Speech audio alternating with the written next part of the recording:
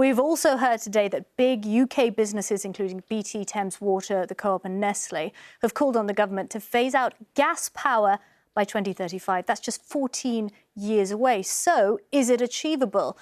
Vicky, what do you think? 40% of the UK's electricity generation comes from gas plants. Do you think we can phase it out by 2035? I think it's going to be rather difficult. The reason why they're calling for it, of course, is because of the increase that we're just seeing in gas prices. There is a belief that we don't have enough security of supply, and therefore we need to move into something else. Now, the question is, are they asking for this because it's clean, or are they asking for this because they really want to make sure that whatever power there is comes easily to the various sectors that need it? And, you know, it could be a combination of the two, which would be interesting. But it costs a lot to move from where we are now in terms of using different type of fuel, if you like, in those very heavy energy intensive sectors, like, for example, steels and chemicals and cement, where the costs are very, very great in terms of moving into something else. And they use huge amount of heat for the process of production that they've got at present. So it is going to be difficult. It will require a lot more investment than what we've got planned at present. Simon, what do you think, given what we're seeing at the moment, not having to rely on gas imports? It sounds like it would be an excellent thing. Yes, it would be. And I don't think it's that much of a surprise that these household names have called for it, because the government statutory body on advising them on climate change, the Committee on Climate Change, actually says that unabated gas should be over by 2035. So it's actually consistent with what the messages that the government is getting.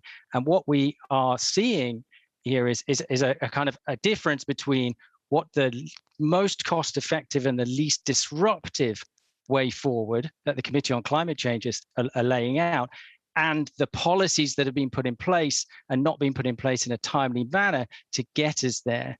And I think on fossil fuels, there was a great report out last week from Oxford University that showed that for fossil fuels that are the costs that are adjusted for inflation, they have not got any cheaper over the last 140 years, whereas renewables have been decreasing in price incredibly rapidly.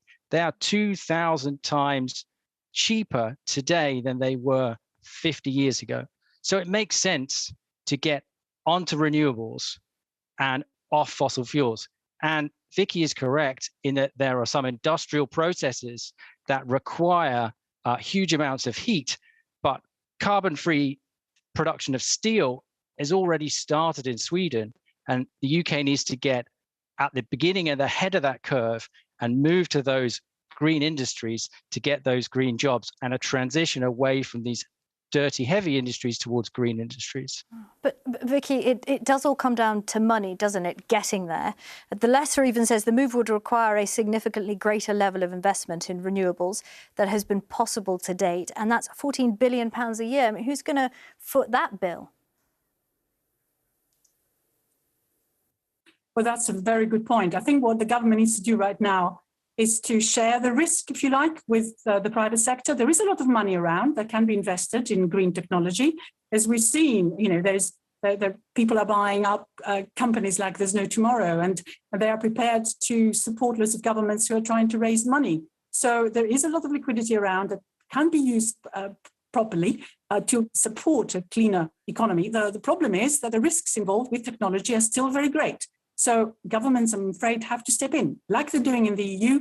I think we need to do that in the UK as well, and share that risk and give a sort of guarantee to whoever may want to go down that investment route. But without that, I think there would be a lot of reluctance to engage in something which may just lead to no results at all for individual investors. OK. Vicky Pryce, Simon Lewis, thank you so much. It's been fantastic talking to you. Have a great weekend. Thank you. That's everything from us for this week, but do stay tuned, because coming up next on Sky News tonight, ministers hold crisis talks on how the national shortage of lorry drivers can be resolved as queues at several petrol stations continue to grow. Thanks for watching. See you next time.